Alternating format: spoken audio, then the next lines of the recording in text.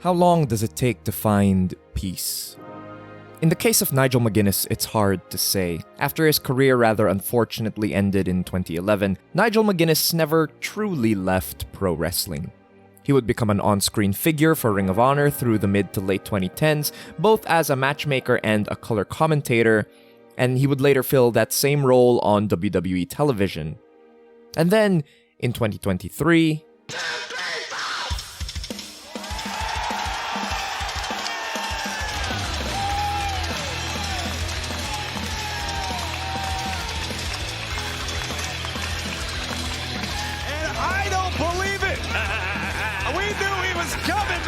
until we see him in the flesh. It just feels right, Riccaboni! Perhaps it's that feeling of returning to his old stomping grounds of Ring of Honor, or perhaps it's the opposite, the liberation of a new challenge under the AEW umbrella, but from the word go, Nigel McGuinness decides to reopen old wounds. Look at the face of Danielson. I prefer not to. I don't know if that strap has any effect on Bryan Danielson, though. He was married in 2014, so he's been whipped for 9 years. Come on, stop it. Do you think Bryan's missing a chromosome? Do what? Is he missing a chromosome? Just look at him. Bryan Danielson won't be doing any clam digging for a while, will he? No. Oh, yes. I want to see it. Ask him. Ask him. As for Bryan Danielson, in 2024, he's on the path to the end, doing what Nigel McGuinness never got the chance to. Finish his career on his own time, on his own terms, in front of the eyes of the world. For Danielson, what this means is a chance at the AEW World Championship in the main event of Wembley Stadium. However, earlier on the card, an opportunity presents itself. The Casino Gauntlet match, where the winner earns a shot at the World Champion at any time of their choosing. It's in this match in front of 50,000 people at Wembley Stadium that we get this.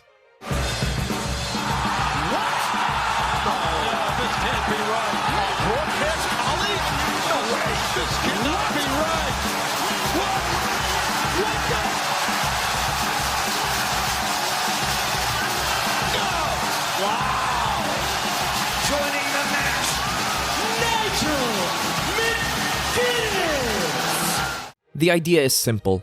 If Danielson ends up winning in the main event, Nigel will have a guaranteed shot at him whenever he wants it. As with many other things in his career, though, this doesn't quite work out for Nigel McGuinness. However, in the main event, as things always seem to just when it matters most, things work out perfectly for Bryan Danielson. Once again, he climbs up to the top of a national TV promotion, winning the World Championship in a packed stadium, the kind of miracle feat he's now accomplished twice in his storied career. A reminder that sometimes dreams really do still come true. Just 2 weeks later at AEW All Out, the dream turns into a nightmare. After a successful world title defense against Jack Perry, Danielson gets brutally attacked by Jon Moxley, who attempts to smother him with a plastic bag. The attack that fractures the Blackpool Combat Club is so shocking that AEW refuses to air footage of Danielson being suffocated either online or on television. The attack also leaves American Dragon on the shelf and uncleared for competition for the next few weeks of TV. Injured, betrayed, and unable to defend himself, there is blood in the water, and an old shark comes sniffing around. How many years I have had to watch from the sidelines Bryan Danielson's career. An afterthought, a postscript to his success that should have been mine. He is afraid of the one match that everybody wants to see. So at Grand Slam, it will be Bryan Danielson. Take a breath, Bryan. Against Nigel McGuinness! Oh my God. But will Bryan Danielson join me? Or have we seen the final match of the American coward? Who's in your court, Bryan? What follows is another 2 weeks of Nigel's verbal abuse both on television and through his daily, fragile countdown videos on his Twitter account. It's a lot of the same insults, taunting, and insecurities that come through even in Nigel's commentary. Nigel wants his chance to prove that he's always been on Dragon's level, if not Dragon's superior. Calling out Danielson while the man is down and out is just another cheap way for him to assert dominance. The cracks start to show in Nigel's facade, though. In the final collision before the scheduled bout, Nigel's promo reveals the insecurity and vulnerability at the heart of the matter.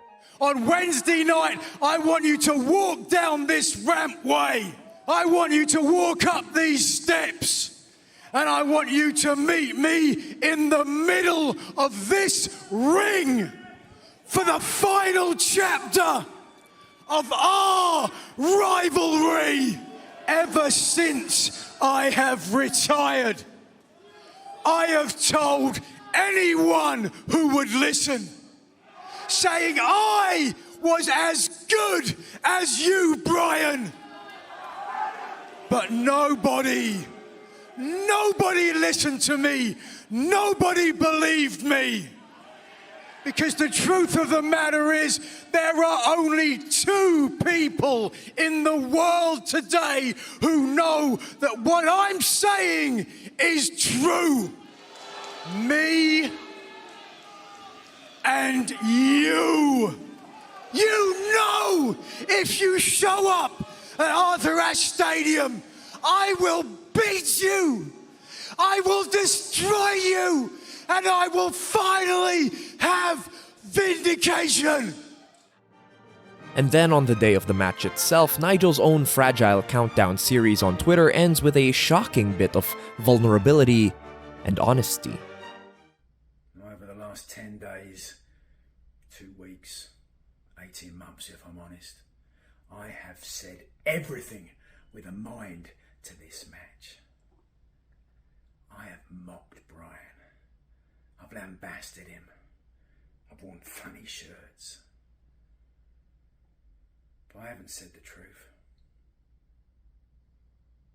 Because the truth is that all of it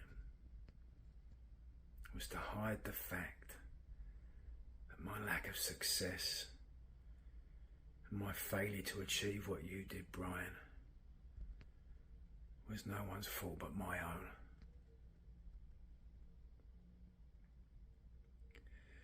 Because I was a coward.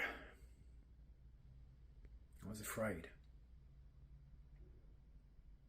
And I hated myself for it. Because I knew I could never get back those 13 years.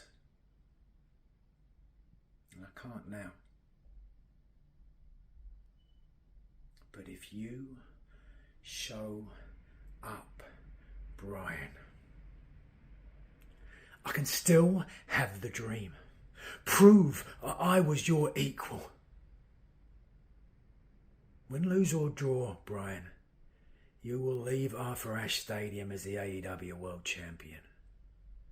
But I will leave with a dream unimaginable to that boy that sat in Wembley Stadium and vowed one day to be a professional wrestler.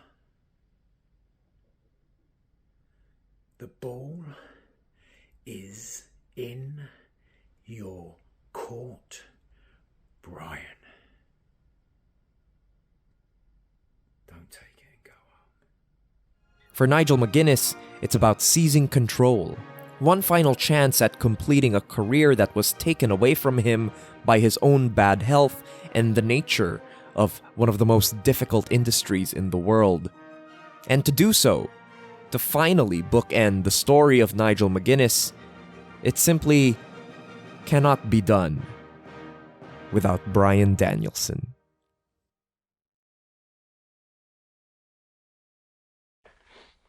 How does one do that? How does one kill a man? It's one thing to dream about it. Very different when you have to do it with your own hands. The final match between Bryan Danielson and Nigel McGuinness might be one of the most impressive balancing acts in pro wrestling all year. There's so much that it needs to be. A match caught in basically every point in time all at once. First, the past. It's a final piece of nostalgia. A celebration of what was. One final display on a big stage for the world to see what this rivalry meant to so many people for so long. Next, the present. It has to remain true to the realities of who both men are while still paying homage to who they used to be. And lastly, the future. This match still has to point forward to bigger and brighter things for AEW. With all that in mind, it's something of a miracle that it seems to accomplish all three. It does so by dedicating itself to honesty. This match isn't about people's idea of what Bryan Nigel in 2024 is, but rather a more clear-eyed view of where both men are. It just wouldn't work quite so well without the capable performances that both of them put forth here. Let's start with Bryan Danielson. This may just be one of the best Bryan Danielson performances in a year filled with them. So often I talk about a great wrestler's presence in the moment, the way they lock in for any given match and enhance the experience for the viewer because of it. In an interesting little reversal, a key aspect to Danielson's excellence in this match comes from detachment. As was true for the entirety of the build for this addition to the rivalry, Bryan Danielson almost doesn't figure in it at all. From his entrance out to the ring to the action between the bells, Bryan Danielson seems a million miles away from the matter at hand. He's angry, but he doesn't seem to be angry at Nigel McGuinness. He sees through Nigel, towards the future, towards the man who almost killed him at All Out, Jon Moxley. What this ends up leading to is a match where Danielson is less an active rival of Nigel McGuinness, but rather this almost untouchable avatar of all of Nigel's fears and insecurities. In a sense, this almost gets us to the purest possible dynamic that lay at the heart of the Bryan-Nigel feud to begin with. At every point in the feud, regardless of who held the ROH World Championship, it was always about Nigel McGuinness chasing the impossible ideal of best in the world as represented by Bryan Danielson. The way his body couldn't keep up with the strain and how the pressure and disappointment of that reality twisted up his spirit both in and out of kayfabe. Nigel McGuinness hates Bryan Danielson for being able to do what he wishes he could. Be the best in the world. And in 2024, Bryan Danielson holds a tangible symbol of that achievement yet again. The AEW World Championship. As for Nigel McGuinness, he's a commentator, returned to the ring, yes, but far, far away from the heights that Dragon reached and even that Nigel reached in his past life.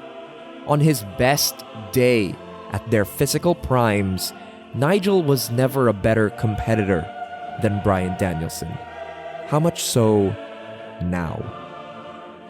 And that's what Nigel McGuinness brings to this match so beautifully. As honest as his final Twitter promo might be, as emotionally resonant as his drive to be recognized by history is, the sad fact of the matter is that he just isn't as good as the greatest ever. What makes Nigel McGuinness the true-to-life performer, not the character, so great, though, is his understanding of that dynamic and the commitment to that role without shame or ambition.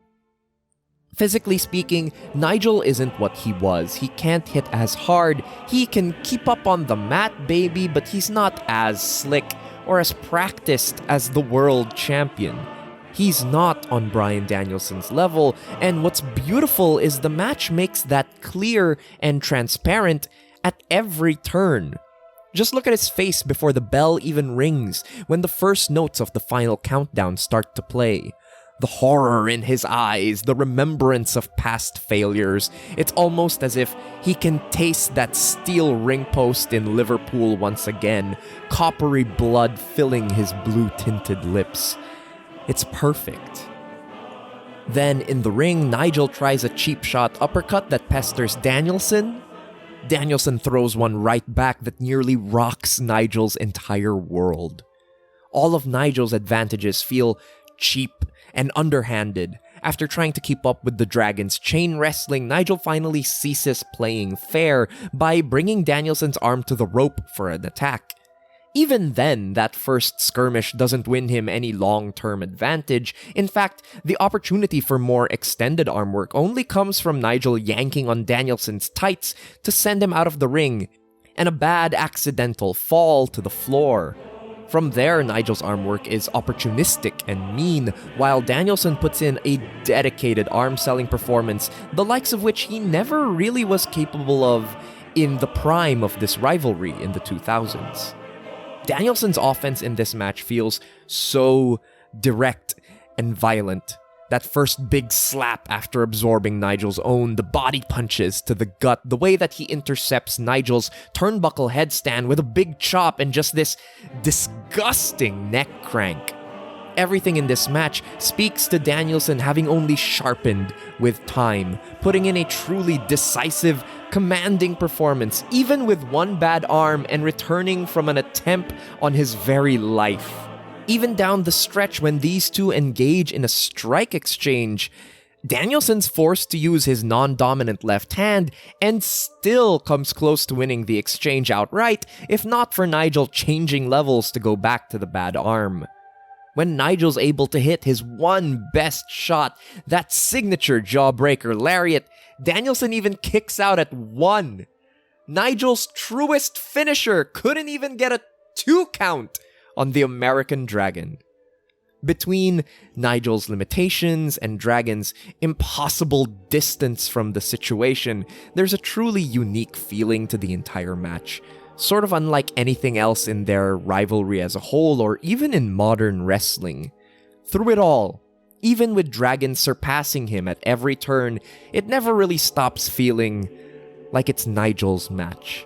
He's the only one with anything to gain from this, the only one with anything left to prove. The match gets driven forward by the little ways he threatens to win, those lucky lariats, the faking of injuries in New York as he did in 2008. Even in small, sentimental ways when Nigel's on the losing end, it's still his match. Like here when him and Dragon land on the mat, just so Danielson can position himself just right to work into a label lock. A tiny nod to Brett versus Bulldog at SummerSlam 1992, where Nigel himself was watching out in the crowd, deciding he wanted to become a pro wrestler. I will leave with a dream unimaginable to that boy that sat in Wembley Stadium and vowed one day to be a professional wrestler. In the end, even with one bad arm, Danielson gets the label lock in. Though Nigel holds out for long enough, he screams out 2 final defiant words. Thank you? Fuck you? Who knows? Nigel taps out, and there is, for just a moment, peace. It's not victory, but it is recognition. Nigel called his shot on God himself, and God came down to respond, even if only to smite him into the earth. Finality on Nigel's terms. Is it a perfect bout? An action-fueled masterwork like they achieved in the 2000s? No. Instead, it's a match with limitations and flaws, and it's in the acceptance of those obstacles that the match becomes just a little bit more than just the moves. It's a coda. that last bit of resolution to bring this rivalry to a close. Something that, when we stop to think about it, can be so rare in pro wrestling. An industry where time, shifting sands, and the fates themselves seem to make conclusions difficult to come by. Here, though, it's complete. Wrestling, finished as no wrestling is ever finished.